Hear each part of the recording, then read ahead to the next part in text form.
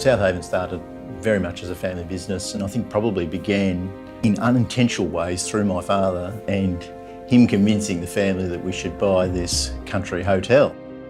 My journey started as a young boy, where I would spend many Saturdays and Sundays driving around looking at potential sites for Safeway stores. You know, that was what Dad did on weekends. We always talked about property at the dinner table. If we were on holidays, the first thing Dad would do was walk and look in the real estate windows. We bought a sort of rundown hotel and we developed it. We did a subdivision, we built the sales up. He obviously had an idea that it would be an amazing proving ground or business learning ground for us, and just the experience of running a country hotel covers it all. We did very well out of it, sold that property, and that was really the catalyst to buy our first retail centre in Queensland, which was the Gympie Shopping Centre. So we ended up buying the centre, and we had a Brisbane agent used to manage it for us, and they would go up once a month. And it became very clear after about 5 or 6 months that this is a waste of time. I could manage this from Melbourne. So that's what we did. We wanted to see tenants as customers, and that wasn't happening. And there was no agent out there that was doing what we wanted to do. The success was very quickly noticeable. The tenants loved the attention to detail, meeting with us regularly. You know, I took a sort of new level to communicating with the financiers and making sure they understood where we were going. Because often the properties that we were looking at buying were not necessarily the properties that financiers would most likely want to support. So it was very much an important exercise to keep them informed and understanding of why we were looking at properties that were less than the best properties, but what we had planned to do with those properties was the most important thing. It was them that came to us and said, we have this opportunity in Melbourne, we've got this property, it might suit you guys. And that was the building we bought in Kew. And so this 35 Copland Road building was introduced to us by a bank. Previous owner was having troubles and the building was really badly maintained. We turned it from a ugly duckling to what it is today. Bear in mind, this is very early stages of our business, and we probably only had 2 or 3 staff. And one of the funny stories that I still tell people is Gary and I would literally do the gardens here in the morning at 7 o'clock. We'd mow the lawns, we'd pick up the leaves, we'd do all that, and then we'd quickly change, and we'd change into our suits, and we would meet with tenants, in the afternoon. The relationships we'd established with agents were growing at that time, and again we were starting to get sort of referrals or recommendations. I've got this property, I think it would suit you. They had seen what we'd done. We were different from a lot of other landlords that just sat there and expected the rent to be paid. We took a different mindset that we were there to service the tenants. One of the key foundation building blocks of this business was being able to identify underperforming properties. We've been able to turn, ordinary buildings into premier buildings within their area. And I think that's a key point to the growth of our company.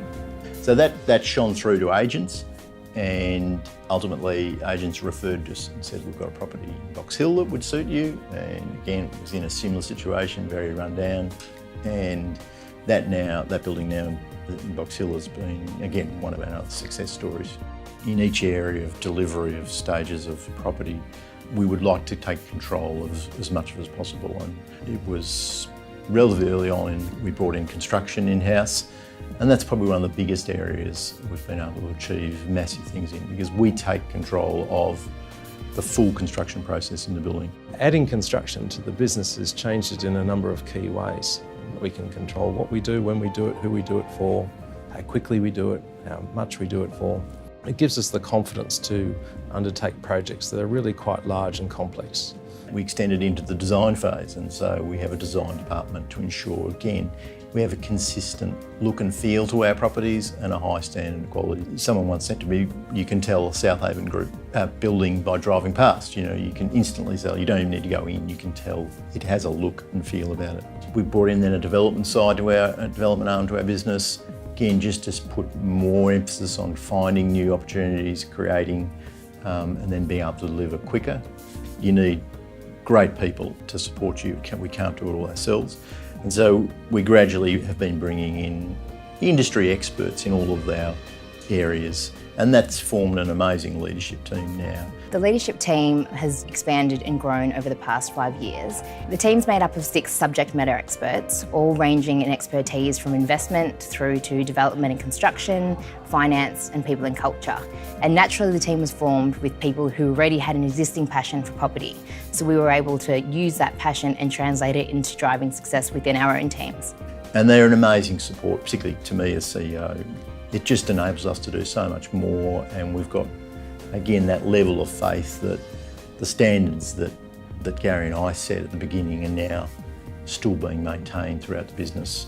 Looking back over the years and seeing how far Southaven has come, I can't believe it sometimes.